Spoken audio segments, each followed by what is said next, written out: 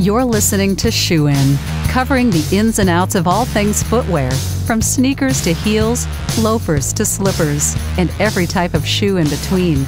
Brought to you by the FDRA, the Footwear Industries Association focused on retail, trade, politics, and fashion, helping create and enhance conversations on all things footwear.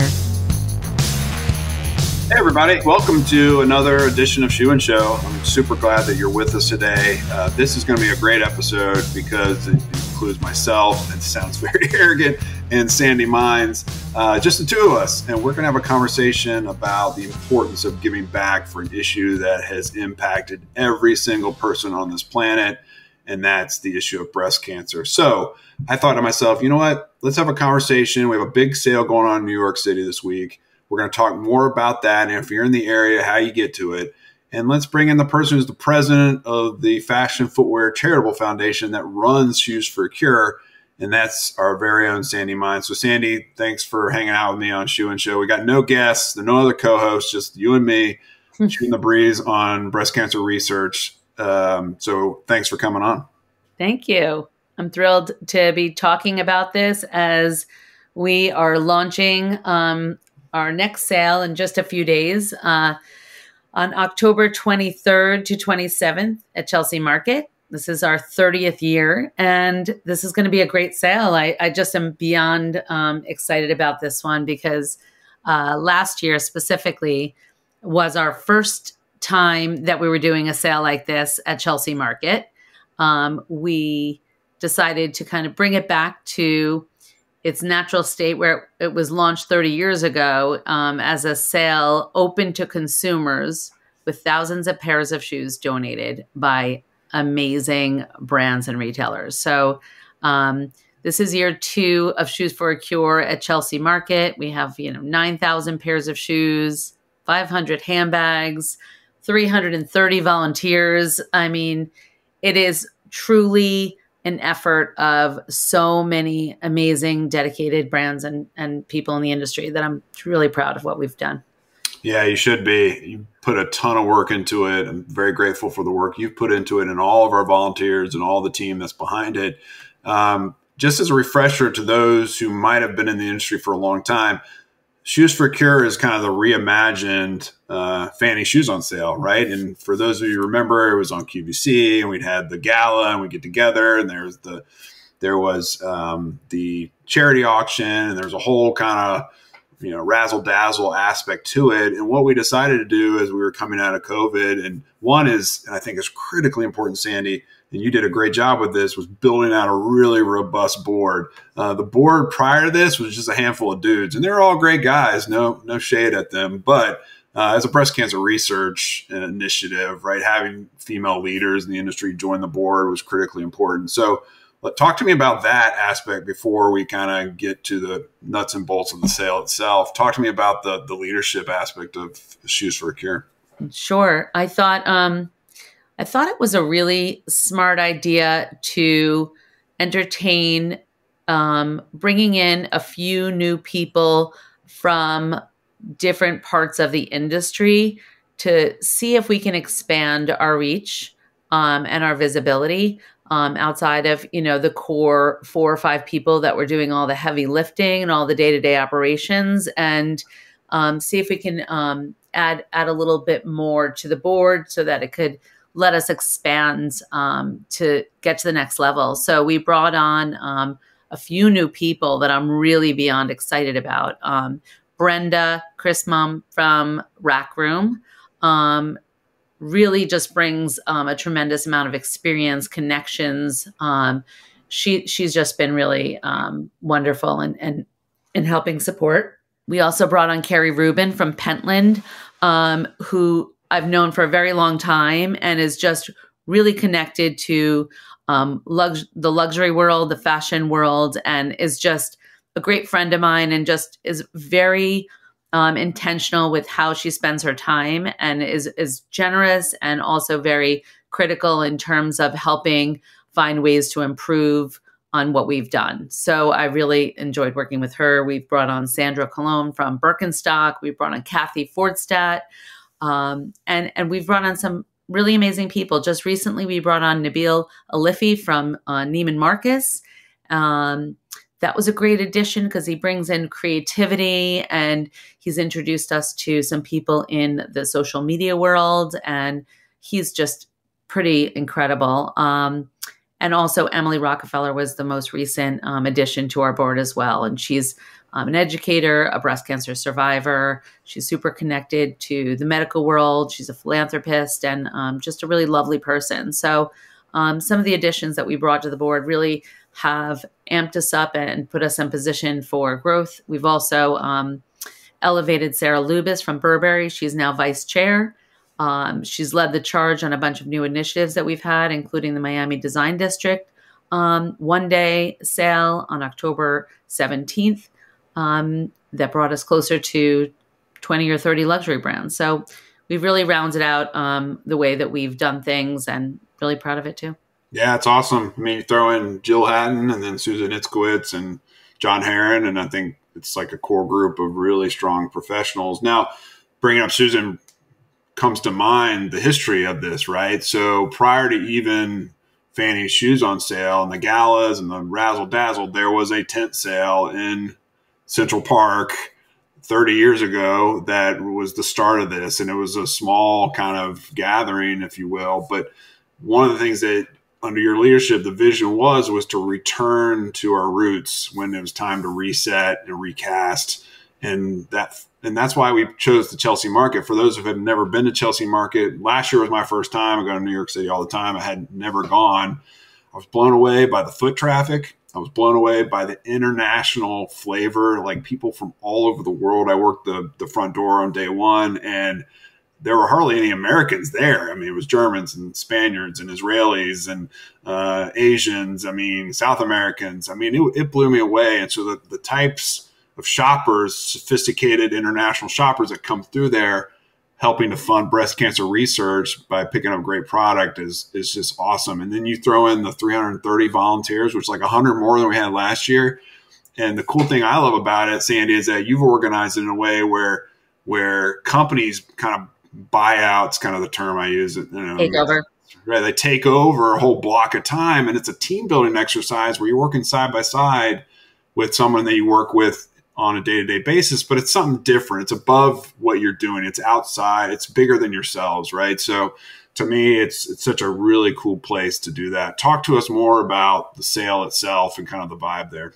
Yeah, the sale is the whole volunteer piece of it was unexpected and has been really the highlight for me for the week, because I get to see teams of people. I mean, you speak about Susan Itzkowitz. She leads a phenomenal team of 25 people from her company that come in and do a takeover. And they basically, they'll be at checkout, code check, stock room, sales, and they sell thousands of pairs of shoes on their shift, raising money for breast cancer research.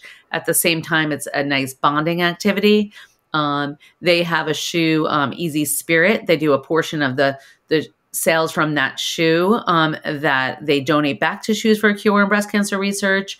They have obviously 6 or 7 brands represented at the sale. So that's a really big win for us. And we have, teams from Versace and Burberry and, I mean, you name it, Steve Madden and Skechers and so on. Michael Kors is a big group there that get together. They take one day off from work to come down to the sale and donate their time and volunteer. And it's a really fun experience for everyone. So that has been truly a nice silver lining in the whole week. Yeah, no, that's a great way to put it. And there's so many things in our society that are divisive and they divide us. But there you have like every segment of our industry is represented. You have some athletic product, you have some high-end fashion product, you have some boots, you have some kids' shoes. You really pull together a really compelling assortment, and it's uniting, right? These are companies that compete against each other. They're from different parts of the country. They serve different segments of our industry, but it's a unification around an issue that, again, has impacted all of us. My mother's a breast cancer survivor. I know it's impacted you personally, Sandy, and your family. And and that's what's so great about it. There's just an energy that's contagious when you're there. Walk me through how you decide what to assort. Like how do you figure out what kind of shoes to put on the floor to really drive sales for more research funding? Yeah, the assortment was a big learning for me last year, because we didn't know what exactly would be selling to the consumers that are walking through Chelsea Market and those that we're promoting to. And obviously, it was not a shocker, but we did sell a lot of comfort, a lot of athletic shoes. We sold a lot of great handbags. We sold a lot of fall and winter product. So we leaned in a little bit to that assortment, right? So we have a lot of Hoka there, UGG, New Balance, Asics. We have a lot of great Merrell assortments. And again, I've shared some of the other guys too, Michael Kors and Steve Madden and Mark Fisher. We've got Hunter boots and Sorel. We have a lot of great fall and winter boots and slippers. And this year we decided to do a kids corner, and BBC and Ground Up and Naturino are going to be part of that. So that's going to be a lot of fun, because, the people that were coming into the market really come in with a huge family that's touring New York City, and there's, people of all ages. So we want to make sure that we have styles for kids and of course for men. And we have tons of Timberland boots as well. And it's going to be pretty amazing that we have something for everyone. And we ask people for a smaller amount of, a shorter quantity, a smaller amount of quantity. But I think we have a great assortment. Yeah, it sounds like it. Sounds awesome.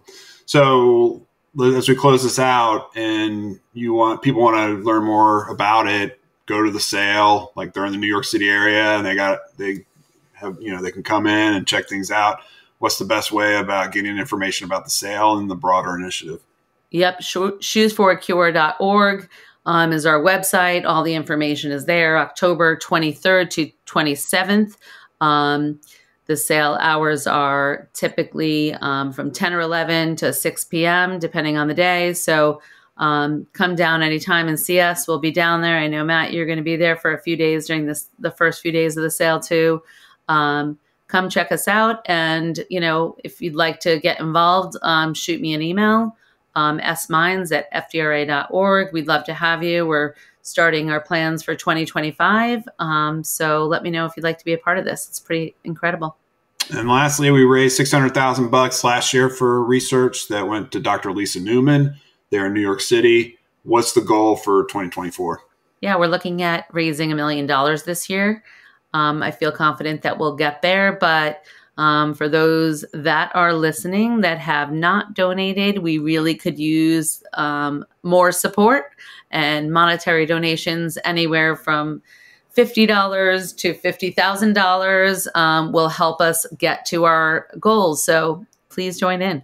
That's awesome. All right. Well, Sandi, thank you for your leadership in this area. Thank you for your tireless effort and work to drive more funding to breast cancer research. It's great what we do in our day-to-day jobs, but this one really has purpose and value, and you immensely enhance it. And from a grateful industry, thank you. We really do appreciate it. All right. Shoesforacure.org, people, go there. There's ways in which it's not too late. It's kind of too late to send us shoes right now. We get that. You can talk to us about next year. But it's not, and it's volunteers. We have a ton of volunteers. It's not too late to donate. That's the simple, quick, and easy thing that you can do to help us get to that $1 million threshold so we can make a difference in the lives of people impacted by breast cancer.